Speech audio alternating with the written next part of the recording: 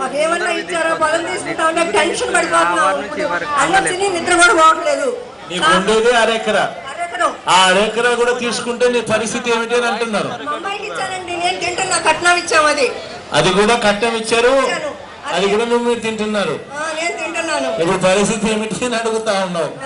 ఇప్పుడు ఆ అరెకరా ఉంటే కనీసం కనీసం సంవత్సరానికి 2 లక్షల రూపాయలు సంపాదించే పరిస్థితి. వ్యవసాయం ఒకటే చేస్తాను ఈ వయసులో కూడా. ఇప్పుడు పరిస్థితి ఆ భూములు చేస్తే మా పరిస్థితి ఏం కావాలని అడుగుతా ఉన్నాం.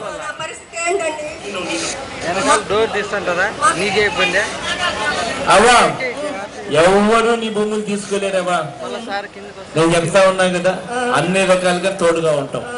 ఎవరు కూడా బలవంతంగా తీసుకునే అవకాశం లేదు, పరిస్థితి లేదు, గట్టిగా తోడుగా ఉంటాం. ఉద్యోగాలు ఇస్తామన్నారు కదండి, మాకిద్దరు మనల్ని చదువుకున్నారు, బీటెక్ ఉద్యోగం ఏముందా ఇస్తారా?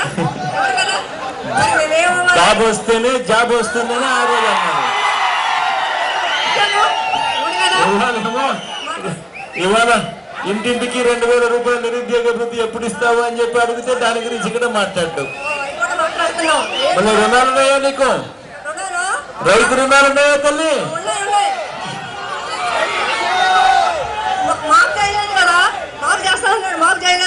ఈ మండలంలో కూడా చేయలేదు, రాష్ట్ర వ్యాప్తంగా ఎలాగూ చేయలేదు, కనీసం ఇక్కడ కూడా చేయలేదా? నైట్ 1 గంటకి వెళ్తామండి పోలు కూడా. మాకు ఎండాకాలం ఏంటో వానాకాలం ఏంటో తెలియదండి. మా ఊళ్ళో మా పచ్చని పొలాలండి, మా పొలాలన్నీ అట్లాంటి పొలాలు ఇప్పుడు ఈ రకం చేస్తా అంటున్నారు. మాకు ఏ ఆధారం లేదు బతకదానికి. ఆ రైతులు లేకపోతే మేము బతకలేమండి. మేము 50 మంది ఏం చేయాలి? మేము అసలు మా కూలి, మాకు ఒక్కొక్కళ్ళు ఇళ్లలో మగవాళ్ళు పట్టించుకుపోయినా ఆడవాళ్ళు ఆ కుటుంబాన్ని నడుపుకునే పరిస్థితి అండి మాది. అట్లాంటప్పుడు ఈ కూలి లేకుండా చేయాలనుకుంటున్నాడు. మరి మేమేం చేయాలి? మేము మట్టి ఇవ్వం, పొలాలు మా ఊరు రావద్దు. కొన్నిసార్లు ఇల్లు లేపుతానంటున్నాడు, కొండవల్లి 4 బజార్లే ఉందంటున్నాడు. కొన్నిసార్లు ఏమో ఏంటో పొలాలకు వచ్చిన ఇల్లు అంటున్నాడు. ఏం చెప్తున్నాడో అర్థం కావట్లేదు. మేము నిద్రపోయేది 2 గంటలు అయితే 2 గంటలు నిద్ర కూడా లేకుండా చేస్తున్నాడు. రోజుకొక భయం పెడతాడు, భయంతో మాకు నిద్ర లేకుండా కూడా చేస్తున్నాడండి. మేము నిద్రపోయేది 3 గంటలు 4 గంటలు నైట్ పూట.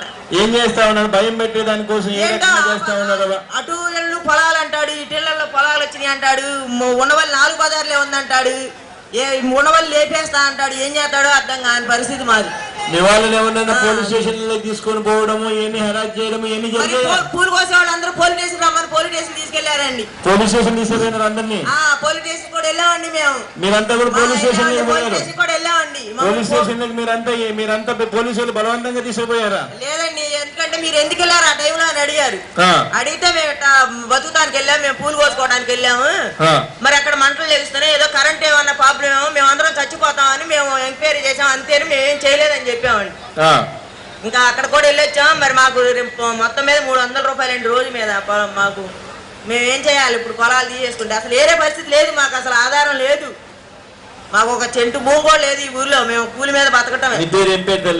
సింగాచెట్టి శివమ్మ అండి. శివమ్మ తల్లి ఎవరేం చేయలేదు కానీ ధైర్యంగా ఉండి అందరం కలిసి గట్టిగా పోరాటం చేద్దాం. ధైర్యంగా ఉంటే మీ వెనకాల మేము ఎక్కడికైనా సహాయం ఉంటామండి. మీరు ఎక్కడికి రావండి, అక్కడ మేము వెనకాల వస్తామండి. మీకు తోడుంటే మాకు ధైర్యంగా వస్తామండి మేము. అసలు వచ్చి ఒక్కసారి అన్నా మేము షేర్లు తీసుకుంటున్నాము, మీకు ఈ షెడ్ ఇస్తాము, డబ్బులు తీసేస్తామని ఇంత వడ్డూ రాలా. వచ్చి తీసేసుకుంటాం ఇదే కానీ రోజు బలవంతం చేస్తా ఉన్నారు. మీకు ఇవ్వాలని లేదు, మాకు మీరు రా అట్లా మాట్లాడుతుంటే మాకు భయం. మేము అక్కడికి వీడియోలు కన్నీటి సైడ్కి వచ్చాం ఆడుకోని వచ్చామండి. హైదరాబాద్ కూడా మా పరిస్థితి ఇంకొక ఊరు పోయి పని చేయలేం, మా కాళ్ళు ముశాలం అయిపోయాం. ఎవరు కూడా బలవంతంగా మన దగ్గర నుంచి లాక్కునే కార్యక్రమాలు ఎవరు చేయలేరు. అన్ని రకాలుగా మేము తోడుగా ఉంటాం. దాని గురించి నువ్వు ఏమాత్రం కూడా ఇది భయపడాల్సిన పని. చదువులు మీకు రాజధాని కట్టాలని ఎవరు చెప్పారా? చెప్పలేదు కదా. ఈ రోజునే మన భూమిని తీసుకొని మన రాజధాని కట్టేసిన దానికి ఏం పని? యూజాల్లో ల్యాండ్ కావాల్సినంత గవర్నమెంట్ ఉంది, తీసుకోవచ్చు కదా. మన భూమి తీసుకోవాల్సిన పని ఏంటి? అదే మేము అడుగుతున్నామండి. ఇప్పుడు మేము యూజ్ వాళ్ళు ల్యాండ్. నీ పేరు ఏం పేరు? మాణిక్యమ్మండి. మాణిక్యమ్మ మా పొగారండి. గట్టిగా చంద్రబాబు నాయుడు బుద్ధి పెట్టావు. గట్టి పెట్టావు. ఎవడండి? ఆడికి అధికారం. మన భూమి తీసుకోవడానికి ఆడికి ఎంతది? మన నాకేను నేను డ్వాక్రా మహిళ కింద మేము రాజశేఖర రెడ్డి గారు డ్వాక్రా మహిళ కింద పెట్టారు. అందులో నేను లెటర్ అండి. డ్వాక్రా మహిళలు లోన్ తీసుకునేవా? ఆ లోన్ తీసుకున్నామండి, కట్టాం కూడా. మేము తెరవలేదండి. అది మాకు చేస్తాను కూడా మేము ఒప్పుకోలేదు, కట్టాం కూడా. కట్టేది మళ్ళీ తీసుకున్నాము. ఆడు మళ్ళీ మా భూమి తీసుకొని ఇక్కడ రాజధాని కట్టాల్సిన పని ఏంటి? ఆడికి ఏ అధికారం ఉందని మా ఇల్లు ఎందుకు బాగుపడతాడు? మా పాట ఎందుకు వస్తాడు? వాడు గమనిస్తున్నాడా?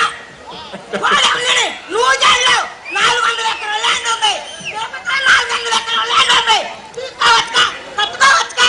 మా ఊరికి రావాల్సిన పని ఏంటి? మా ఊరికి రావాల్సిన పని ఏంటి? మాది చిన్న రైతులు, సన్నకాక రైతులు మేమందరం కూడాను.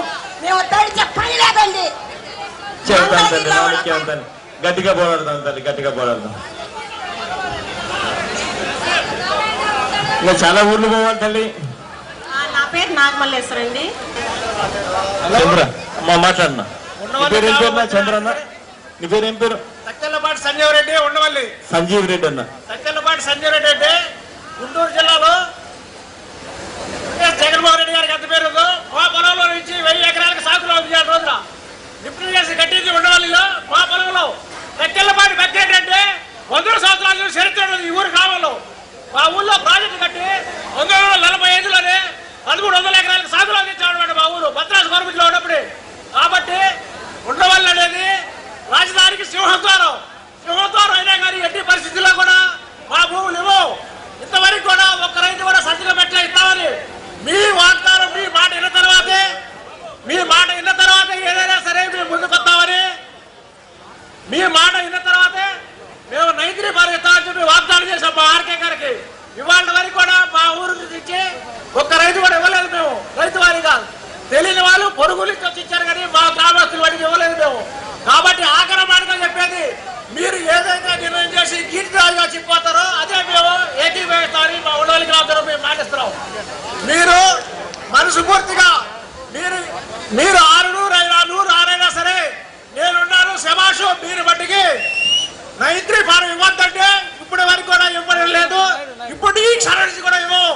కాబట్టి చేతులెత్తి నమస్కారం చేస్తున్నా. మనం అధికారంలో ఉన్నా లేకపోయినా ఎప్పుడైనా ఒకే మాట మాట్లాడాలా. మేము ఇవ్వాలన్నా ఇవాళ వరకు ఇవ్వలేదు. కాబట్టి మీరు మా రైతులందరికీ ఏ విధమైన భరోసా ఇస్తారో ఇచ్చి మాకు సరైన న్యాయం చేసి మా గ్రామాన్ని కాపాడవలసిగా కోరుతున్నాం. చాలేనా అందరి విషయాలు అంటే యూరియా 500 రూపాయలు బ్లాక్ లో పెట్టి కొనాల్సి వస్తా ఉంది. దొరకలేదండి. ఎవరు ఇస్తున్నారు? 500 రూపాయలు పెట్టేదానికి సిద్ధమైనా కూడా కనీసం ఇచ్చేవాడు ఎవడు లేడు. పుల్లారావు గారు వ్యవసాయ శాఖ మినిస్టర్ అయిన తర్వాత యూరియా ఇచ్చానని ఆయన చెప్పమని ఎక్కడిస్తున్నాడు. రోజు కోతలు కోసుకోవడం తప్ప విజయవాడ నుంచి ఒక మంత్రి గారు వస్తాడు. ఆయన ఏం చెప్తాడు? అక్కడ ప్రాక్టీస్ చేస్తాం, ఇక్కడ ఇల్లు చేస్తాం. ఆయన కాలేజీలో మా పిల్లలు ఉండవాళ్ళ నుంచి ఒక 20 మంది చదువుతున్నారండి. ఆయన 10 సంవత్సరాలు మమ్మల్ని ఫ్రీ అప్పు చదువుతామని చెప్పండి. 10 సంవత్సరాల తర్వాత ఒక ఆయన రేషన్ ఇస్తానంట. ఆయన రేషన్ నమ్ముకుంటే ఈయనకింది. ఆయన విజయవాడ బోల్డ్ బిల్డింగ్లు ఉన్నాయి, 4 బిల్డింగ్లు వచ్చు కదా. ఇక్కడ 20 సెంటు 25 సెంటు ఉండాలి తీసుకోవడం తప్ప అసలు ఏమన్నా ఉందా? పోలీసులు మా ఊళ్ళో 180 మంది మీద ఫోన్లు ఇది పెట్టారండి. పెట్టి రోజు పోలీసు వ్యవస్థ మమ్మల్ని ఎంత ఇబ్బంది పెడుతుందో అంత ఇబ్బంది పెడుతుంది. పూలు కోసుకోవడానికి లేదు, పొలం బావడానికి లేదు. రోడ్డు మీద 15 సార్లు పోలీసులు బందోబస్తు అండి. ఎక్కడికి వెళ్తున్నావు? ఏం చేస్తున్నావు? నీ పొజిషన్ ఏంటి? నీ ఊరు ఏ ఊరు?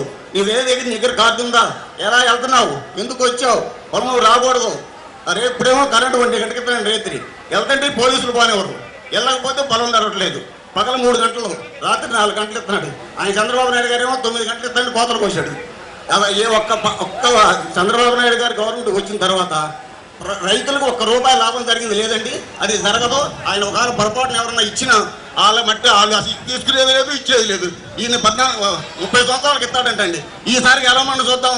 గెలవడానికే ఛాన్స్ లేదు. ఆయన ఇంకొక ఆయన చెప్తాడు చైర్మన్ గారు 100 సంవత్సరాల వరకు పక్కన తీసుకుంటున్నాను, నీకు 100 సంవత్సరాల వరకు నేనే చేస్తాను అంటున్నాడు. చంద్రబాబు నాయుడు గారు ఇస్తానికి ఆయన బతకడు, తీసుకుంటానికి నేను బతకను. నాకు 67 సంవత్సరాలు, ఆయనకు 67 సంవత్సరాలు.